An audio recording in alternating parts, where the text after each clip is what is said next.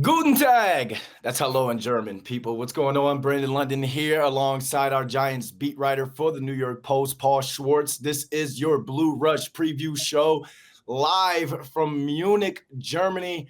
It's been a great time out here so far. The Giants are flying over or probably landing right now as we're recording this. Paul has to get to practice in a bit. It's Giants Panthers at Allianz Arena Sunday, 9:30 a.m. you guys time. So thank you for watching Blue Rush. Paul, saw you last night. Fans are out here in waves.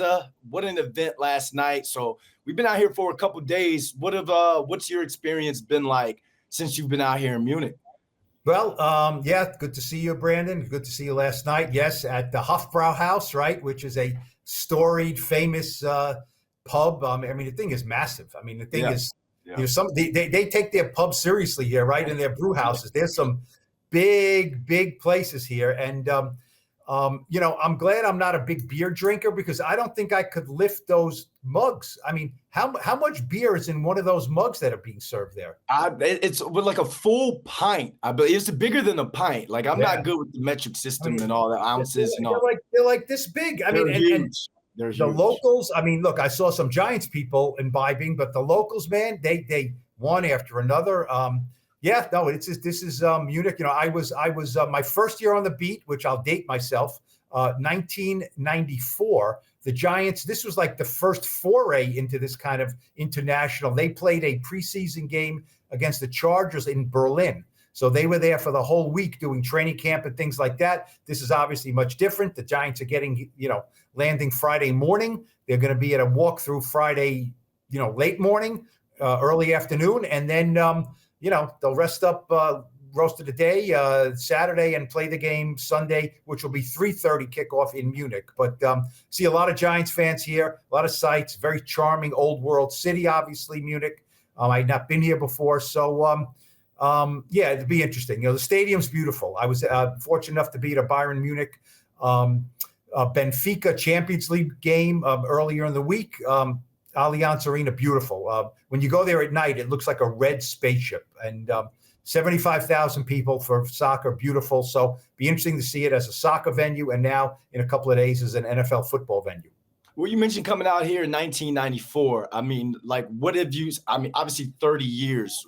Talk about the growth, not only within the game or what you saw in 94 to what you see now in 2024, and also where the state of the franchise is from 1994 to 2024. Well, don't forget back then, like I said, they came in the summer, so it was a whole week. You know what I mean? It was the jet lag and getting here, and everything was a big deal. At the time, if you would have told me, oh yeah, teams are going to be playing games every year in London and other places, I would say, yeah, I don't know. How are they going to do that? But they've done it. Look, Roger Goodell said recently that he could conceive of having a Super Bowl, international Super Bowl overseas. And it will happen. London will get a Super Bowl. They don't play 3 or 4 games there every year to not have a Super Bowl. So it's I think it was a complete novelty in 1994, and people really knew very little about NFL football then. There was NFL Europe, I believe, then. Maybe even not. I don't know. Was NFL Europe around in 1994? I don't think so. Was it? No, not till the late 90s, right? Like after. Yeah. So I think it was just kind of like, look, I remember then people knew nothing about it. Nothing. Now people know a lot more about it, and it's interesting. It's like a carnival, like an NFL carnival atmosphere at these games. There are people in Giants jerseys, and there'll be Panthers jerseys. There's jerseys. There'll be Brady jerseys. There'll be jerseys of every guy. Retired players. There'll be old NFL Europe and Germany jerseys. There'll be soccer jerseys. People in London, at the London game in 2022, I saw a Blake Bortles jersey at Giants Packers, and so I know exactly what you mean. Sorry, it's just. We'll try to do a little. Take a little list, for the next podcast, and just do like the most bizarre jersey you've seen. Look, the NFL is not exactly sending their best product over there, right? Giants have never lost in London. Now we'll see if they can keep that unbeaten European record going on in Munich. And you hope that this isn't a trap game for the Giants. I know people are looking at me crazy, like, What do you mean trap game? Both of the teams are struggling. Both the teams need a win, but you're playing against a Panthers team that they just gutted out a win against the Saints. And then we're in that hour where you just also mentioned the Giants have never lost over here in Europe. So you're trying to hold on to that as well to kickstart you and get some sort of motivation, momentum to try and make a last push to save the season. But at the same time, you cannot lose to the bottom of the barrel of the NFL, especially when you've been in pretty much every single game that you've played in this year. So if you're the Giants, it's going to be opportunity for some, I guess you can call him a new guy. Jalin Hyatt is going to be playing this week, starting for Darius Slayton, which I think is going to be big for him, Paul, because when he gets in the game, he's not going to get in for 1-2 plays and then you're out. You're not going to go just block a safety, come out, and then, we're going to throw this ball up to you. And you got to come down with it because you're an NFL athlete and you're drafted in the third round to come down with these deep balls. But now you get a full game. Now it's like, all right, if we didn't connect on that play, I know I still have other plays within the offense or within this game that are going to be called for me. So I believe that this could be a Jalin Hyatt breakout game for this season. And I think that him playing this entire game, I look at him. I think he's going to lead the team in yardage, maybe not receptions, but yardage this game. Well, don't forget Malik Nabers is still out there. Okay, yeah. Let's not forget. And look, I mean, to play devil's advocate, Brandon, how did he do in the games where Malik Nabers missed with 2 games with a concussion? One game he had over 60 snaps. So it's not just opportunity. It's also, as far as playing time, we'll see. I mean, I would absolutely take that friendly wager of your receiving yards. Now, I think I know what you're saying. Hyde can have 1 for 50, and yep. And that's 4 of maybe Nabers and maybe 7 of Wan'Dale Robinson's, unfortunately. But we'll see. Look, the Giants coaching staff didn't go into the season saying we have Wan'Dale, we have Nabers, who's a rookie, but we think he's going to be really good, and Slayton. We'll keep Hyatt, stashed. They wanted Hyatt to play. Darius Slayton is a veteran, but he's on the last year of his contract, and Hyatt could not beat him out or did not beat him out, right? And so, the season happens, they struggle, and it's, look, this is not a time to just put a kid in there. Slayton's a better player. And so we'll see. I mean, yes, we're all frustrated and surprised, after, let's face it, a quiet rookie year, but he did have 23 catches. I mean, it was definitely a quiet rookie year, but we didn't think the second year would be this quiet, like the movie The Quiet Place. I mean, don't make any sounds. It's very frustrating. He was a very good player in college. The Giants thought they got a steal in the 3rd round. They traded up in the 3rd round to get him. Yes, I would think this is a very big opportunity for him. He needs to make some plays, and he'll be on the field. He needs to make some plays. That's all there is to it. But him being on the field, I feel like you talk about the expectations for this receiver core coming into the season. I mean, again, I always bring up that Spider-Man meme between Wan'Dale, Nabers, and Hyatt, and everyone was like, "Oh, these are the leaders of the new schools. These are the new kids. They're going to come in. They're going to bring that young kid swag, energy to the Giants' offense in the passing game." We've only seen it from Nabers so far. So if you're Jalin Hyatt, you're like, this is the moment. Like, this is my moment. And, you have to take advantage of it. And he's had success within this offense. But I feel as though, like, this is that game where Nabers, and Wan'Dale kind of come together. And it's like, look, we got to make some stuff happen. And you're starting to see Nabers get a little frustrated here and there. And we spoke to Victor Cruz, and we'll throw to that interview that we had with Victor Cruz last night. And I'm talking to Vic about, young boy he's starting to look a little frustrated and all. What do you tell him? As part of playing here in New York. It's part of playing here in New York. And I think if you're Brian Daboll, you get the ball to Malik Nabers early and often and kind of get him going, and just because you have to. Otherwise, I don't want to necessarily say you lose him mentally. But all that hype of wearing number 1, under-retiring number 1, being the 6th pick, that could get to a guy. And you hope that doesn't happen with him. So it's like, get him the ball early and often, and then it's like, let him do what he does. Yeah, I mean, look, there were questions, as we've discussed with Malik Nabers coming out of the draft. How would he handle not being the focal point of the offense? How will he handle losing? How will he handle frustration, right? He said some things that are a little eye-opening, nothing crazy yet. He is frustrated. So there's two things. We haven't seen the Giants win and Malik Nabers not do much. How does he handle that, right? If they win a game, he's got 3 catches for 25 yards. How does he handle that? They haven't won enough. We don't know how anyone handles winning on this team, basically. And then we've seen him have really big games and they don't win. And how does he handle that? Look, he wants to win. He's very frustrated. You can tell by that. So we'll see. We'll see. You said get to the ball early. I mean, I think they need to get the ball to Jalin Hyatt early too.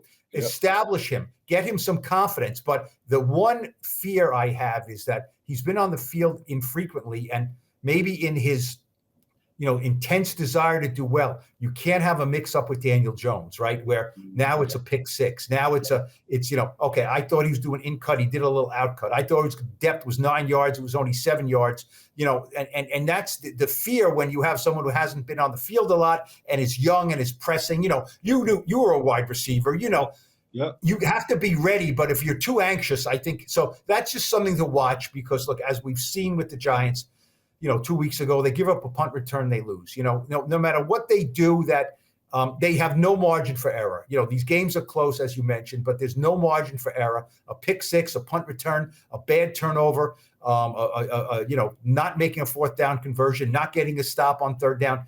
These little things that teams can overcome, the Giants can't overcome anything right now. So you have to play the main thing is, may not be a star game, but Jalin Hyatt has to play a clean game where he and Daniel Jones are on the same page. Yeah, because that big play that we talked about, that 1 for 50, can come off of he and Daniel Jones being on the same page. I remember my rookie year, 2007, on the practice squad, Sonoris Moss was injured, tweaked his hamstring, didn't know if he was going to go that week, so I was taking reps.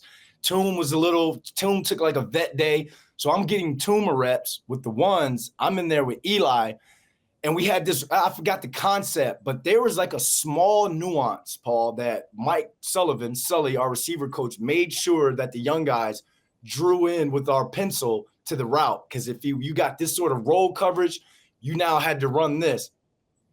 I prepared, was ready. No one saw it all throughout the year. I get out there, it happens. I convert it the way I'm supposed to convert it, score. Eli slaps me, good job. Plax and all those guys, good job. I showed that I was ready in case I had to go. Now, Sonoris ultimately got cleared.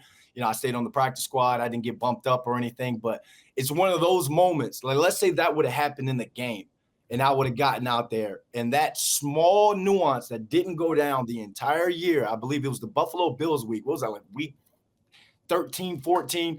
Didn't go down the entire year. Just so happens when I got in there, it was practice, but if that would have happened in the game and I didn't do what I was supposed to do, or even in practice, if I didn't do that conversion with Eli, I probably wouldn't have saw the field again. And first of all, they wouldn't have said Eli was at fault. What I mean?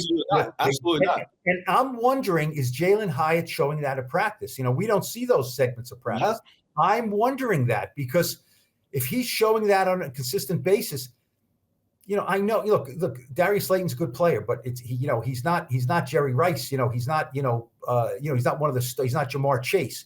So they would get Hyatt. I'm thinking that Hyatt is not showing enough in practice for them to say, look, we got a few plays for him. We got to put him on the field here because we're just not seeing it. So like you said, you did it on the practice field. You didn't get in the game. Okay.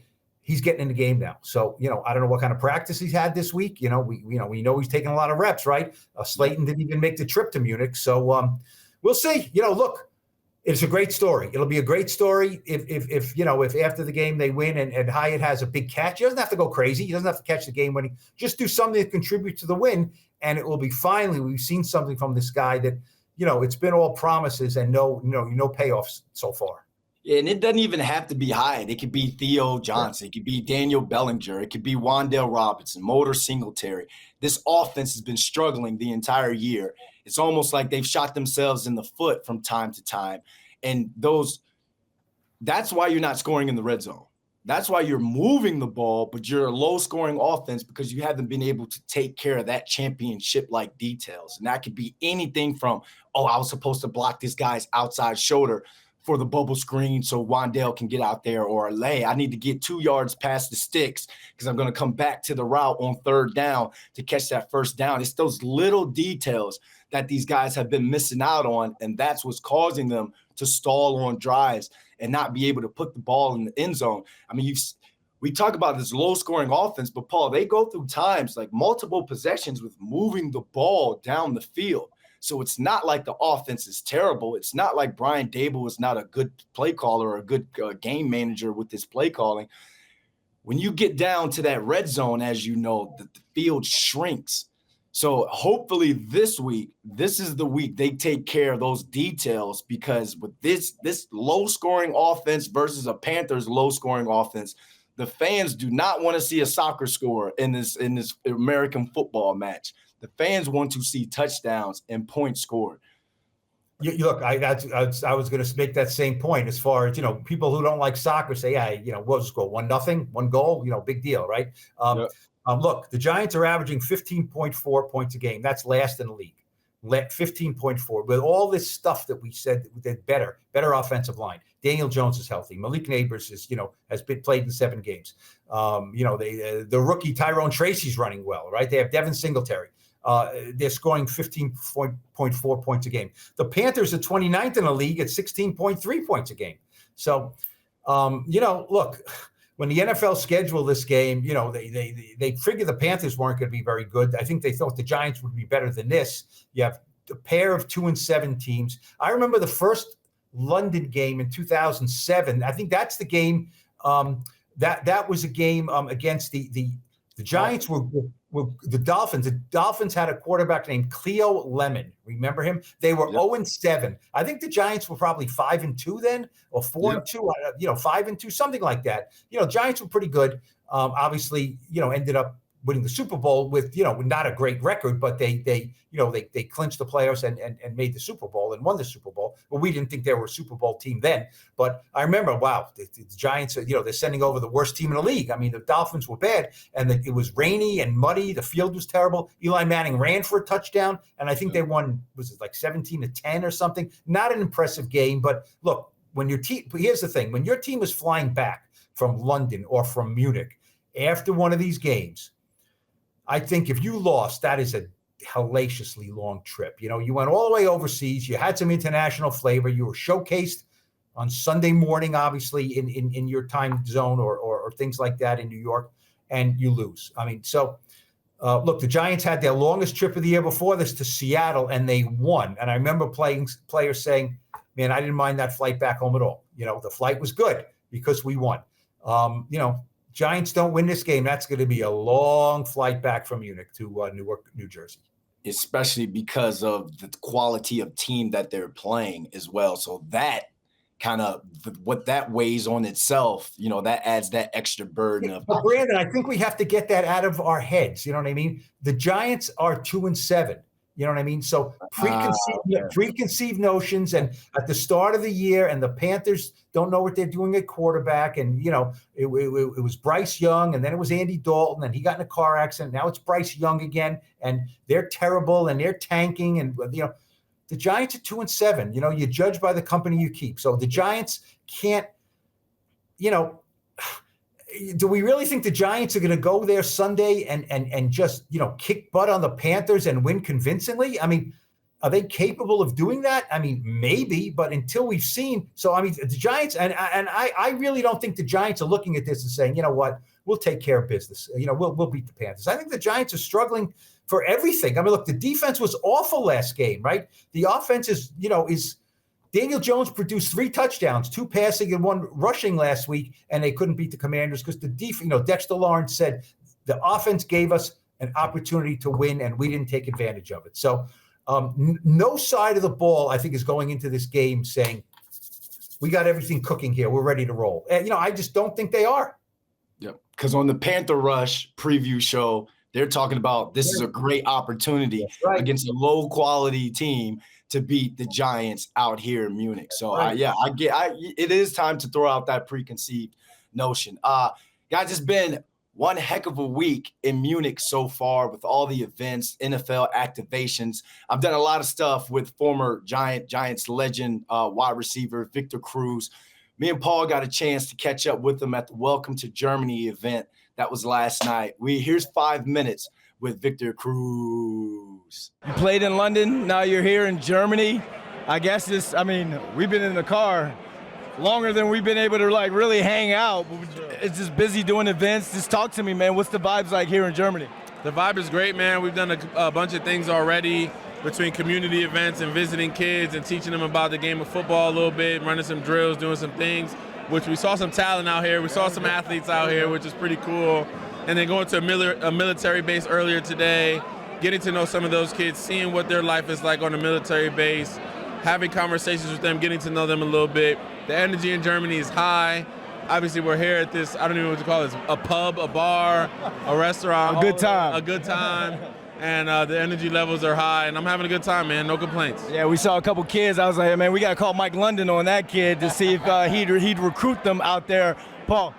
Vic, I've covered you your whole career with the Giants. If I would have told you at age 10 years old in Paterson, New Jersey, you're going to make the Giants, you're going to win a Super Bowl, and you're going to be several years later in Germany, in Munich, as part of a Giants caravan, growing the brand, growing the Giants, and being Victor Cruz, you would have said what to me?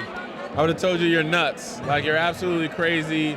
There's no way that's going to be the trajectory of my life. Yeah. But I'm just extremely blessed, man, to come from where I come from, to be able to do the things that I've done to this point, to be part of the Giants culture, and to be asked to do things like this, to connect with the fan base and connect with people all over the world now. There's not a single place that I've traveled where someone doesn't know about the New York Giants or know the salsa dance or know about me or some level of all of those three things. It's truly a special feeling to just be here today and continue to be part of this Giants organization. Now the current Giants at 2-7 are over here. It's that last chance to kind of right a wrong and get the season going.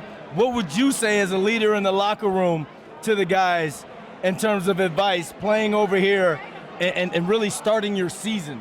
Yeah, obviously as a leader on the team, you want to just make sure everybody's in tune. It's hard to get off track. It's hard to mentally lose stability and lose track of what the goal is. And every week in the National Football League, you're trying to win a football game. I don't care who's on that roster. I don't care what's going on. As a competitor, you're going out there to win a football game. So I would just try to keep the guys focused on that task and understanding that we're going out here. Yes, we're in Germany. Yes, we're on foreign soil. But let's get ready to play a football game against a team that we should be able to win against. We should compete highly against. This is a winnable game for the New York Giants. And I want to keep my team ready and available and excited for this opportunity to go out here and win a game. Paul, finish this off. Yeah, Vic, I like to say guys come into the NFL a lot of different ways, right? You came kind of in the side door, maybe the back door, right? Yep. Malik Nabers came in the front door, right? What is your vibe with him? What have you talked about with him? What do you see from him? And he's also seemed to be getting a little frustrated, which, you have at times as a player, but you had a lot of good teams. So what's your whole sense of what he's all about? Well, I think I've had an opportunity to talk to him a handful of times since he's been a New York Giant, and I think he's a great kid, first and foremost. I think he understands the gravity that's put on his shoulders kind of coming in and being wide receiver number one almost immediately. That's not easy for a young kid to come into that type of atmosphere, especially in New York City. So I think he's handling that with grace, and he's doing that very well. I think it's natural for him to get a little frustrated as a player, given the team and where we are right now at this point. Obviously, him missing a game, understanding like his competitive nature, wants to be out there, wants to compete, wants to be in games so that he can go out there and win them and be part of the winning culture. But I think he has to understand that it takes time. It takes time to gel. It takes timing for him to be around the right staff and the right team and the right situation. And I think he is. I think this offense is geared around him, which is a blessing for him coming in. And I think they need to figure out ways to get him the ball as many ways as possible without wearing him down and without fatiguing him too early, not only within the game, but throughout the season. So I think he's a young kid that's ready for that challenge, and it's natural for him to get frustrated, but he just got to stay the course. I got one more quick one. Beer in Munich. Okay. That's the first time you've had beer in Munich, I assume? Actually, no. No. I've been in Munich before, okay. but it is my first time having the beer in Munich, believe it or not. Okay. Yeah. So beer in Munich versus beer in other places in the world which you've been. I would say beer in Munich for sure, because they give you these gallon-sized mugs to drink them out of, which is like, I don't even know. I can't go to Costco and even buy that mug. So I'm going with Munich solely because of the size of the cups they put the beer in. Can't get that wholesale. My man, I know you got a busy night tonight. If I wasn't working right now, I'd be like, where we at tonight? But always appreciative of your time, man. Love you, bro. No problem, bro. Love you back. Good to see you as always. Yeah, Paul. I mean, that guy, he's a legend over here, man. He was at that he was at the Bayern Munich match that you were at. He met Harry Kane. The guy, his schedule is just busy, but we spent a lot of time in the car together. But what he said about like we talked about, the pressures of Malik Nabers, being that high pick, being that visible athlete here, there in New York, and it could weigh on him. And Victor Cruz was somebody who had to kind of go through it a little bit towards the end of his career after he got injured. And people were saying, like, oh, he's not the same, We talked about that pressure, that what it was like when he had to come back from that knee injury. And it's hard playing in New York, Paul. It is hard being a star in New York, but it ain't for everybody. No, it's not, but it's harder when you lose, Victor Cruz was a undrafted guy, just a guy. The only reason people really paid attention to him was a local kid from Paterson, New Jersey, right? Yeah. If he was from Omaha, Nebraska, he would have just been a name on a roster as an undrafted free agent who showed up. And obviously, he really weaved one of the greatest stories of Giants history. I mean, he came from, you can't get lower than an undrafted free agent. You know what I mean? You can't. And he didn't do much as a rookie, and he got hurt. And, he was, if you ask him, his second year in 2011, when he became Victor Cruz, became a star, he was like close to getting cut. You know what I mean? I mean, they signed Brandon Stokely, if you remember. Cruz dropped a crucial pass the week before. Brandon Stokely was a fairly prominent slot receiver, and he was close. They were gonna or just not play him, and then things worked out. He started making plays. Then he played against the Eagles, and he had a force field around him. They couldn't touch him. And the Victor Cruz story was born there. And he danced and salsed his way. He's a forever Giants hero. That's all there is to it. And and he said he has spoken to Malik Nabers. And I think the point would be, first of all, you need to be patient. You need to be patient. And look, it's easy. Victor Cruz in his second year out of nowhere was a star, and they won the Super Bowl. That's not going to happen to Malik Nabers. He's a star. I mean, I think he's still fourth in the league in receiving, and he's missed 2 games. Yeah. And, the 3 guys ahead of him have played 9 games. He's played 7. So what is that?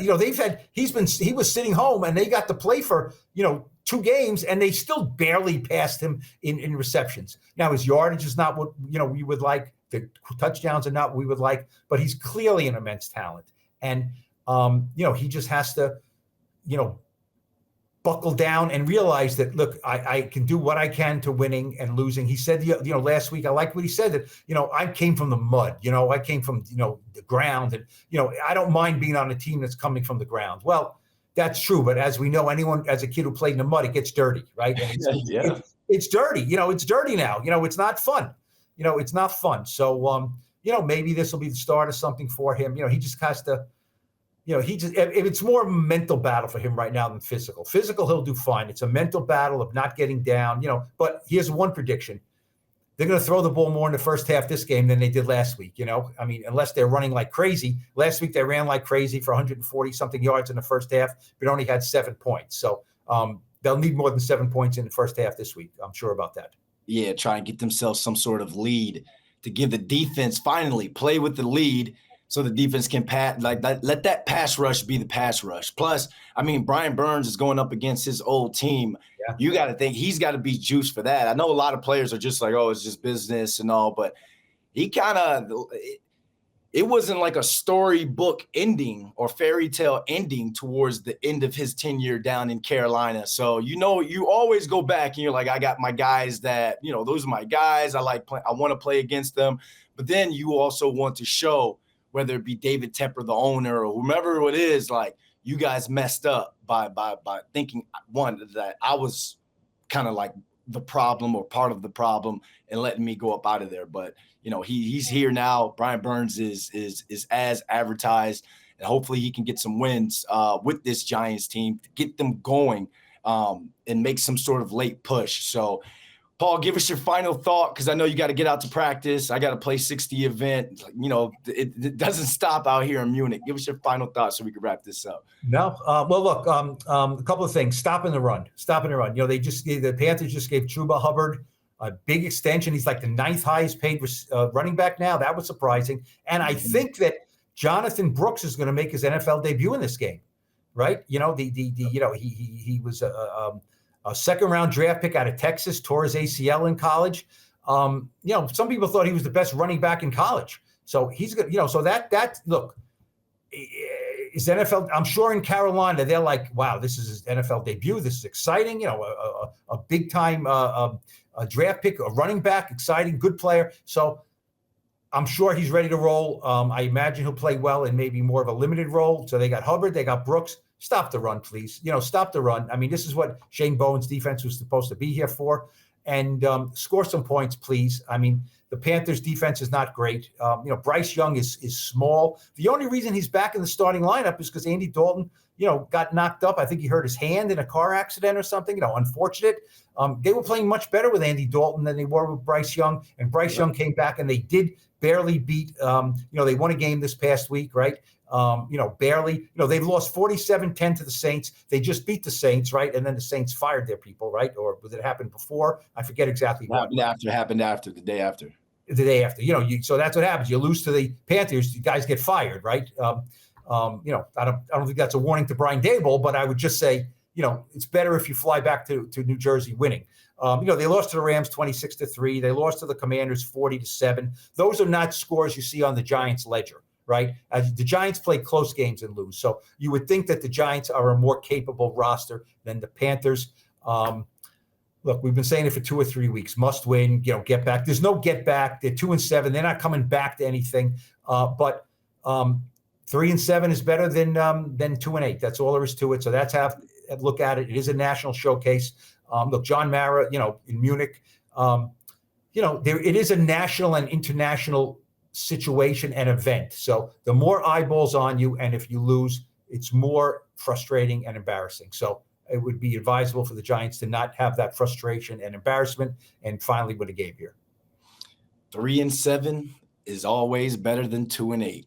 Elegantly put right there. And we're going to end on that one because, I mean, you're right. You're absolutely right. This is a game that they have to win, on the international stage with all these Giants fans coming out here. So Giants fans, you coming out.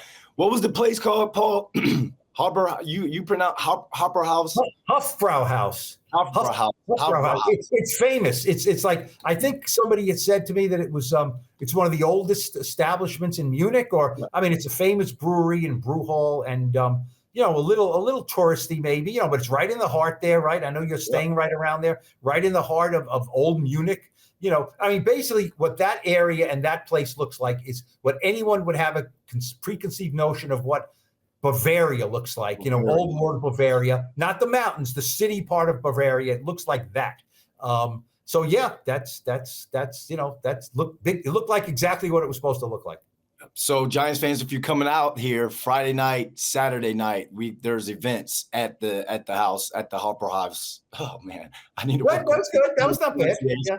It wasn't bad there. All right. Paul, thanks for hopping on this morning, man. I know you got to get out to practice. Thank you guys for watching the Blue Rush preview show from Munich. We got Giants Panthers Sunday, the international game.